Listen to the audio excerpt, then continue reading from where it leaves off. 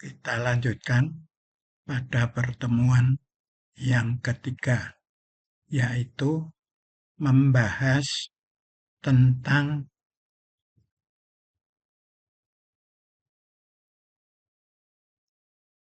demokrasi. Pengertian dari demokrasi.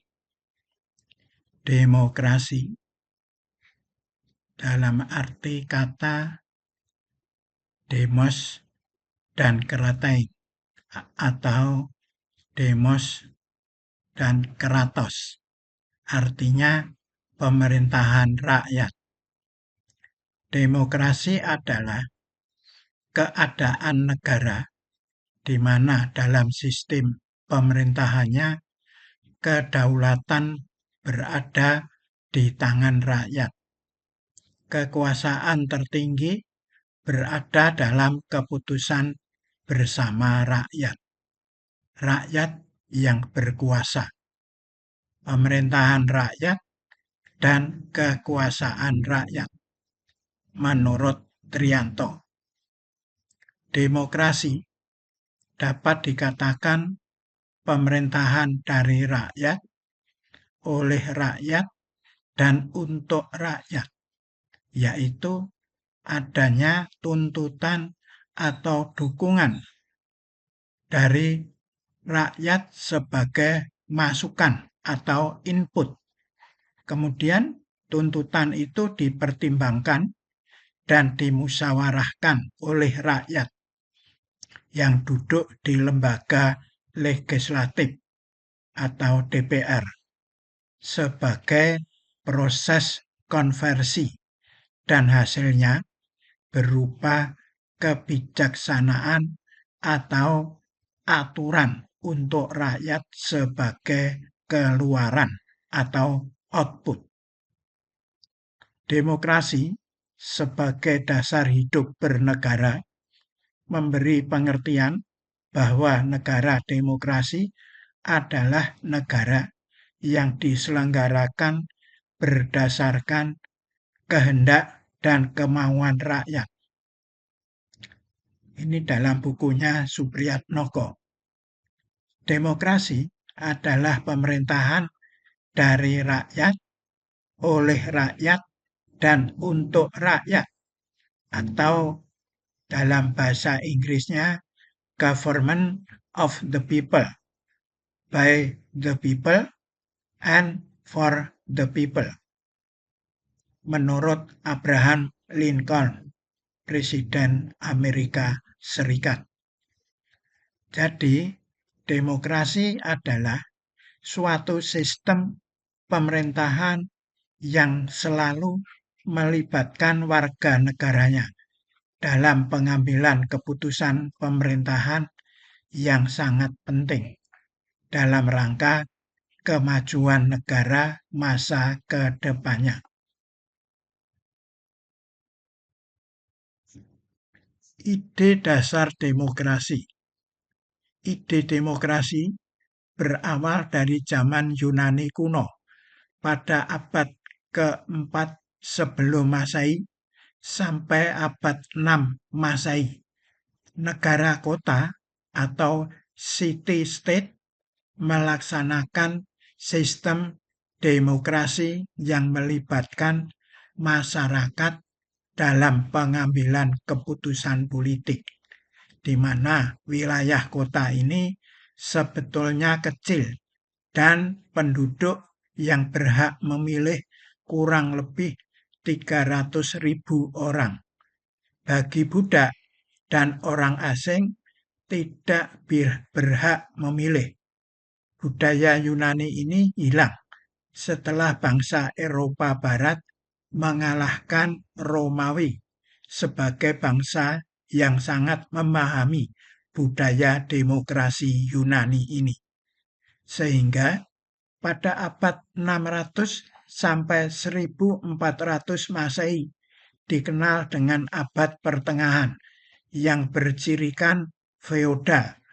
Kehidupan sosial dan spiritual dikuasai oleh paus dan kehidupan politik diperebutkan di antara para bangsawan, sehingga kehidupan yang dihadapi masyarakat waktu itu merupakan zaman kegelapan.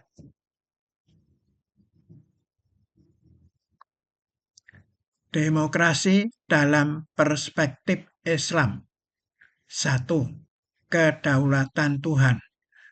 Ajaran yang paling mendasar dalam Islam adalah ajaran Tauhid, yaitu pengakuan akan keesaan dan kekuasaan Tuhan. Ajaran Tauhid ini menjangkau seluruh aspek kehidupan manusia, tidak terkecuali aspek politik, ketatanegaraan, dan pemerintahan. Dengan doktrin Tauhid, manusia secara individu maupun kelompok adalah berada di bawah kekuasaan Allah. Hanya Allah yang memiliki hak dan kewenangan untuk menetapkan aturan-aturan bagi makhluknya. Kedaulatan mutlak di tangan Allah.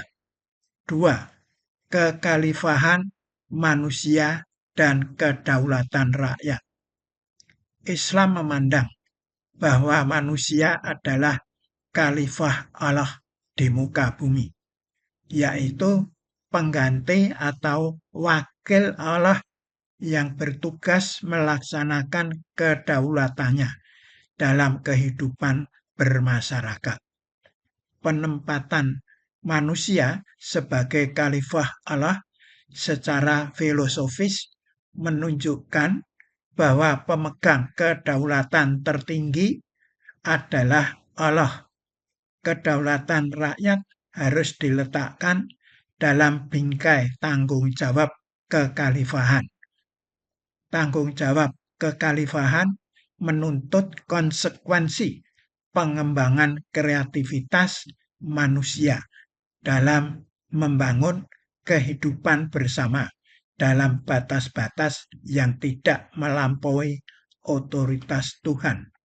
Di sini tampak jelas bedanya dengan kedaulatan rakyat dalam perspektif demokrasi sekuler ala Barat yang memudahkan kedaulatan manusia dan secara tegas mengeluarkan urusan negara dari agama.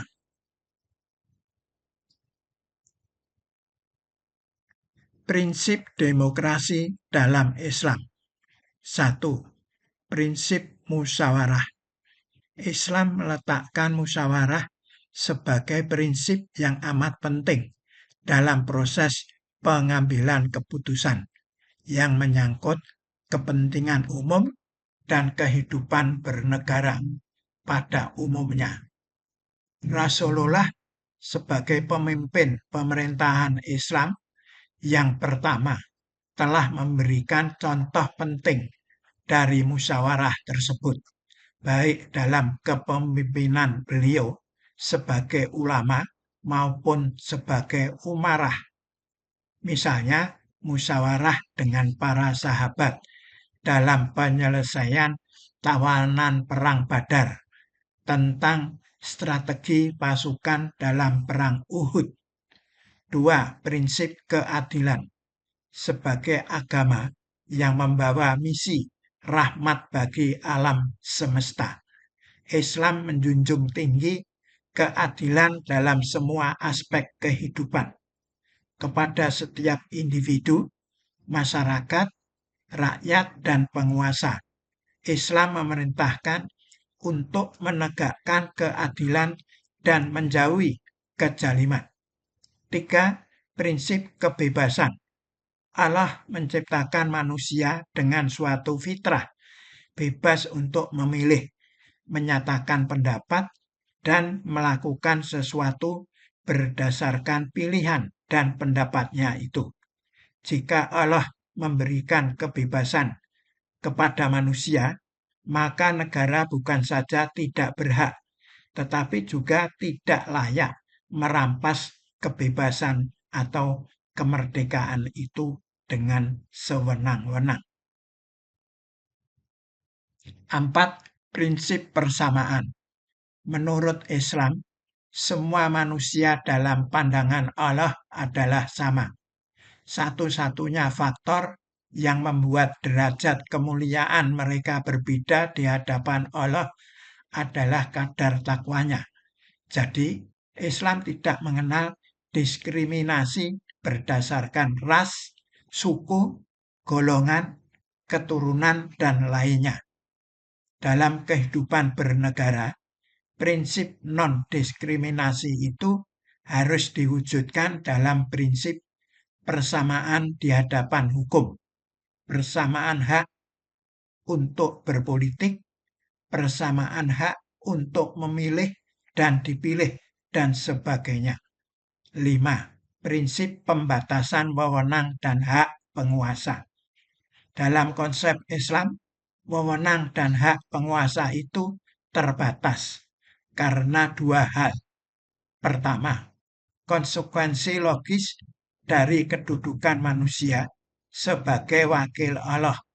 Karena kedudukan itu, wewenang dan hak penguasa yang dibentuk manusia dengan sendirinya dibatasi oleh otoritas Allah yang mengangkat mereka sebagai wakil. Kedua, konsekuensi logis dari penerapan prinsip musyawarah. Manakala forum musyawarah ini telah melahirkan kesepakatan atau keputusan bersama, maka kesepakatan atau keputusan bersama itulah yang membatasi wewenang dan hak penguasa. Prinsip dasar demokrasi Indonesia. Prinsip dasar demokrasi Pancasila adalah kerakyatan dan permusyawaratan perwakilan. Kerakyatan berarti kedaulatan ada di tangan rakyat yang dipimpin oleh hikmat atau bersumber dari Tuhan. Kebijaksanaan atau sebagai hasil usaha pemikiran akal budi manusia yang menyeimbangkan akal, rasa, dan kehendak dalam permusyawaratan melalui perwakilan seluruh rakyat. Jadi, prinsip dasar demokrasi Pancasila adalah kerakyatan, hikmat kebijaksanaan, permusyawaratan, perwakilan, ya, menurut Ismaun dalam bukunya Bagri. Prinsip kerakyatan berarti Indonesia menganut paham kedaulatan rakyat. Rakyat yang berdaulat. Jadi, secara teoritis, kedaulatan tertinggi dalam negara berada di tangan seluruh rakyat Indonesia. Bersifat tunggal, utuh, tidak terbagi. Sistem pemerintahan Indonesia yang memperhatikan kehendak rakyat banyak. Prinsip hikmat kebijaksanaan berarti dalam melaksanakan kedaulatan rakyat itu terikat oleh pimpinan semacam aturan yang dinamakan hikmat kebijaksanaan sebagai paduan antara firman-firman Tuhan yang Maha Esa dan hasil usaha pemikiran manusia untuk mencari kebenaran atau rasionalisme, dan paduan itu menjadi suatu hukum. Hikmat ialah suatu kebenaran yang mengandung manfaat atau maslahat bagi kepentingan umum yang bersumber dari wahyu ilahi. Kebijaksanaan ialah melakukan perbuatan atas dorongan kehendak berdasarkan putusan akal yang sesuai dengan rasa kemanusiaan. Kebenarannya berasal dari akal manusia yang adil, masuk akal atau rasional dan logis, serta baik. Karena secara bersih dan tulus ikhlas menghargai pendapat orang lain. Prinsip permusyawaratan berarti bahwa untuk memperoleh hikmat kebijaksanaan itu harus dilakukan melalui musyawarah, yaitu rapat sebagai forum pembicaraan, pertukaran pikiran, dan sebagainya untuk mendapatkan kesepakatan dari semua pihak yang berkepentingan. Dalam musyawarah ini mempertemukan beberapa pendapat menjadi satu kesatuan sebagai kesepakatan atau mencari kesatuan dalam keragaman.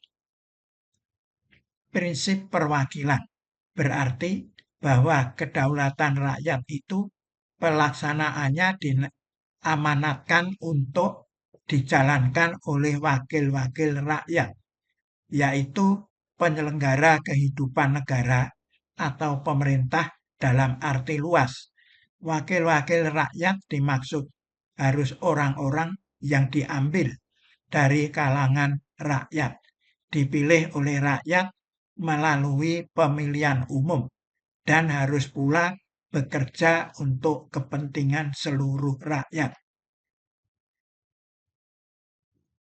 Mekanisme demokrasi Pancasila. Mekanisme adalah suatu susunan yang terdiri atas bagian-bagian yang dalam hubungan antara satu dengan lainnya merupakan satu kesatuan yang berproses. Demokrasi yang dikembangkan di Indonesia saat ini adalah demokrasi Pancasila. Demokrasi Pancasila adalah paham demokrasi yang bersumber kepada kepribadian dan falsafah hidup bangsa Indonesia yang perwujudannya berdasarkan ketentuan UUD 1945.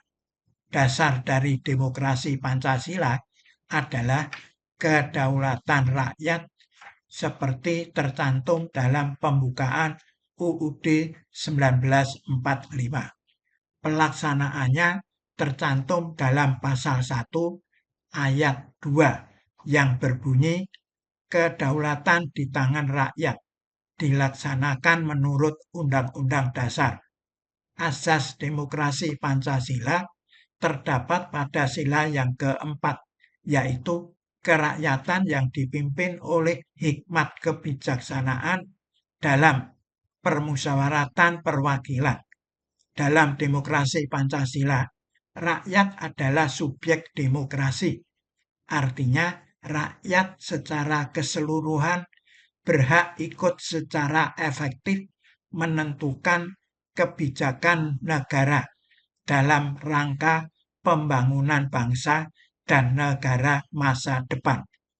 Mekanisme demokrasi Pancasila pada dasarnya sudah diuraikan dalam UUD 1945, yaitu tentang sistem pemerintahan negara seperti paham negara hukum, paham konstitusionalisme, supremasi di tangan rakyat, pemerintahan yang bertanggung jawab, pemerintahan berdasarkan perwakilan, sistem pemerintahan presidensial, dan pengawasan parlemen terhadap pemerintah.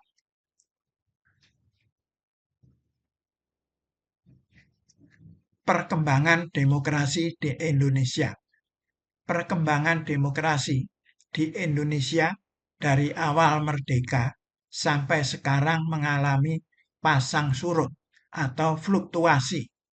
Dalam perjalanan bangsa dan negara Indonesia, yang masalah pokok yang dihadapi adalah bagaimana mewujudkan demokrasi dalam berbagai sisi kehidupan bangsa dan negara. Dalam kurun waktu 78 tahun merdeka, pernah dikenal demokrasi parlementer, demokrasi terpimpin, demokrasi konstitusional, demokrasi Pancasila. 1. Demokrasi parlementer. demokrasi parlementer berlangsung dari awal merdeka sampai keluarnya dekret presiden tanggal 5 Juli 1959 dengan maklumat pemerintah tanggal 14 November 1945 di mana sistem presidensial menurut UUD 1945 diubah menjadi sistem parlementer dan Sultan Syahrir yang pro Belanda atau dikenal anti Jepang ditunjuk sebagai Perdana Menteri oleh Presiden Soekarno. Perdana Menteri berikutnya adalah Amir Syarifuddin. Kemudian Hatta.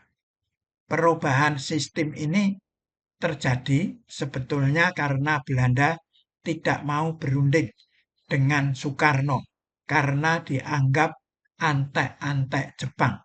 Padahal Indonesia butuh berunding dengan Belanda tentang kemerdekaan Indonesia tanggal 17 Agustus 1945 agar diakui Belanda.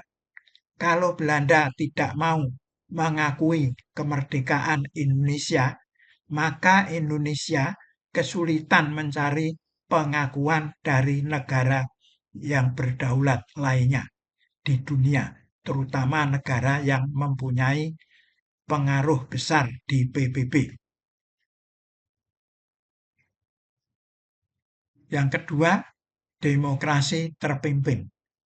Demokrasi terpimpin berlangsung sejak dekret Presiden 5 Juli 1959 sampai muncul peristiwa G30 SPKI tahun 1965. Ciri-ciri demokrasi terpimpin ini adalah dominannya kekuasaan presiden, terbatasnya peranan partai politik, berkembangnya pengaruh komunis, dan meluasnya peranan ABRI sebagai unsur sosial politik, mengangkat Soekarno sebagai presiden seumur hidup dengan ketetapan MPRS nomor 3 /MPRS tahun 1963. Tahun 1960 DPR hasil pemilu tahun 1955 dibubarkan Presiden Soekarno karena menolak usul RAPBN yang diajukan pemerintah. 3. Demokrasi konstitusional atau Orde Baru. Demokrasi konstitusional diawali dengan G30 SPKI tahun 1965 sehingga muncul pemerintahan Orde Baru. Suasana ini sampai tahun 1998. Landasan formal Orde Baru adalah Pancasila dan UUD 1945 serta ketetapan MPRS dan MPR. Di masa ini semua produk masa demokrasi terpimpin yang bertentangan dengan Pancasila dan UUD 1945 dicabut oleh pemerintah Orde Baru.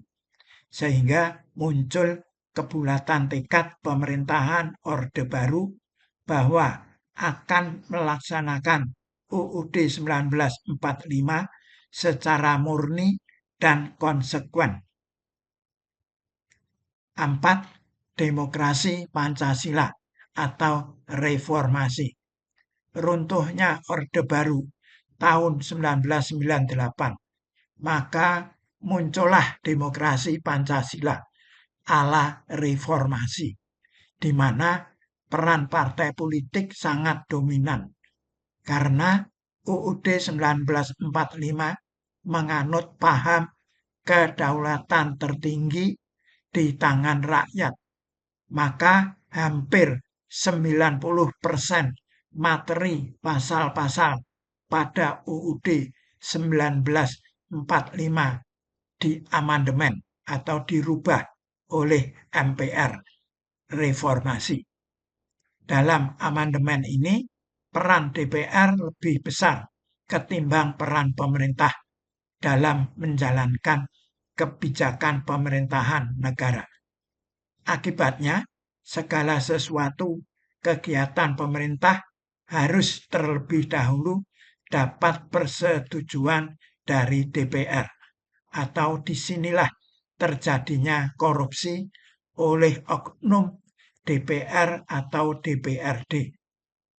Menurut Asumardi dalam bukunya Bakri, mengatakan ada 5 syarat yang dapat membuat pertumbuhan demokrasi yang lebih memberi harapan, yaitu 1.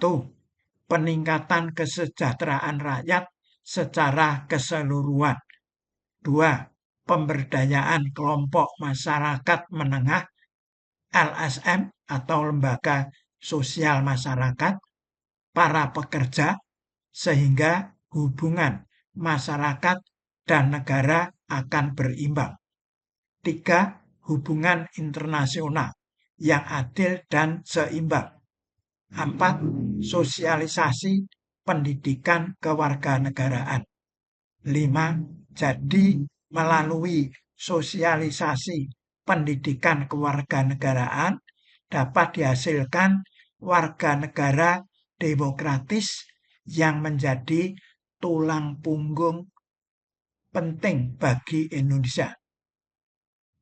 Terima kasih. Udah.